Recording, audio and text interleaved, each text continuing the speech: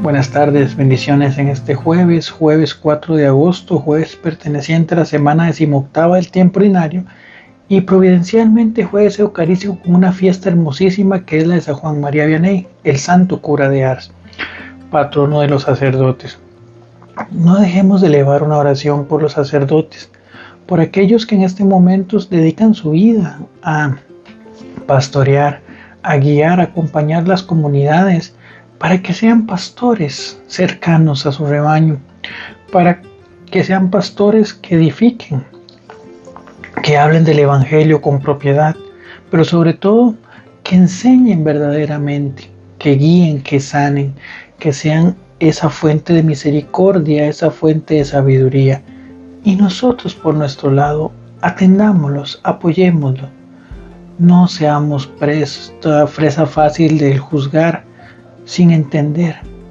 La vida del sacerdote es difícil y a veces la vuelve más difícil tal vez nuestras incomprensiones, nuestros señalamientos. Somos iglesia. Si la iglesia camina mal, no es únicamente por el sacerdote, o no le achaquemos la culpa únicamente al sacerdote. Miremos también nosotros qué hacemos para que nuestra parroquia verdaderamente sea una comunidad cristiana verdadera. Es el primer mensaje que quería darles, felicitar a mis amigos sacerdotes, que Dios los bendiga, los ilumine y los fortalezca. Y también invitarles a que se dejen mover por la gracia de Dios para que puedan ser verdaderamente esos pastores y respondan a ese llamado que Dios les ha hecho. Por otro lado, si seguimos ahora el texto del Evangelio, es un texto muy conocido, que es justamente ese caminar de Jesús hacia Cesarea de Filipo. Ven qué interesante se vuelve muchas veces el contexto, como lo pone Mateo, de esos diálogos, conversaciones, situaciones que se dan a lo largo del camino. Ayer hablábamos de una sanación cuando Jesús iba pues entre el camino por la zona de Tiro y Sidón. Hoy va hacia Cesarea de Filipo y dentro de todo ese conversar, ese caminar, Jesús rompe con una pregunta muy importante a los apóstoles y a los discípulos. ¿Quién dice la gente que soy yo? ¿Cómo se ve fuera mi nombre? Y es claro que muchas de las respuestas que dan son buenas respuestas. O sea, ninguno está hablando mal de Jesús. Pero el problema que tenemos actualmente en esas respuestas es que, si bien es cierto, no estaban hablando mal de Jesús, se quedaban cortos en la perspectiva que tenían de Cristo. Y es algo que a veces nos pasa mucho, y hoy justamente en tiempos como estos se nota más, porque hoy se crea un evangelio a la medida, donde tomo el rasgo de Jesús que más me interesa y lo uso a mi conveniencia, o lo usan otras personas a mi conveniencia. Entonces ahora tenemos la versión de Jesús, el juez justo o implacable, pero se nos olvida el Jesús misericordia, o viceversa, o utilizo nada más el Jesús milagrero porque es el que me conviene, o utilizo el Jesús bonachón que anda conmigo y me acompaña, no importa lo que haga. No, entonces eso a veces ocurre mucho. Las personas se generan imágenes de Jesús que tal vez que no es que sean malas, pero a veces son incompletas, y cortamos, licuamos, minimizamos el Evangelio en su plenitud, que al final es una invitación a la conversión. Entonces, pero bueno, entendamos que esa es la perspectiva que tiene la gente de afuera, la gente que camina en la periferia de la iglesia, que tal vez nadie le ha hablado de Cristo. Y viene la pregunta más importante tal vez, porque Jesús, ya sabiendo cómo la gente lo ve desde fuera, ahora sí, ¿quién dicen ustedes que soy yo? Y Pedro en este caso toma la voz cantante y dice, tú eres el Mesías, el Hijo de Dios vivo. Y entonces con esa respuesta se sella cualquier idea equivocada de Jesús y empezamos con lo que es verdaderamente Cristo. Y justamente por eso le dice Jesús, en verdad te digo, Simón hijo de Juan, que esto no te lo ha revelado ni carne ni sangre, sino mi Padre que está en el cielo. Qué importante es dejarnos mover por el Espíritu Santo antes de visualizar los contextos o vivir en una mundanidad, porque de esa manera podemos que el Espíritu Santo nos lleve a entender quién es Jesús. Y claro, vamos a tomar la segunda parte de ese evangelio o este segundo episodio en este caso, con la madurez cristiana del caso. Y hablándote en el contexto del Día de los Sacerdotes hoy por celebrar a San Juan María Vianney, y también nosotros como cristianos que queremos involucrarnos en la construcción del reino de Dios. Es importante que entendamos que en la vida de fe, el Espíritu Santo que se nos ha dado desde el bautismo va a hablar y nos va a guiar para intentar hacer de nuestra vida un contexto divino, que manejarnos dentro del Evangelio. Nos guía, nos ilumina, nos da los dones.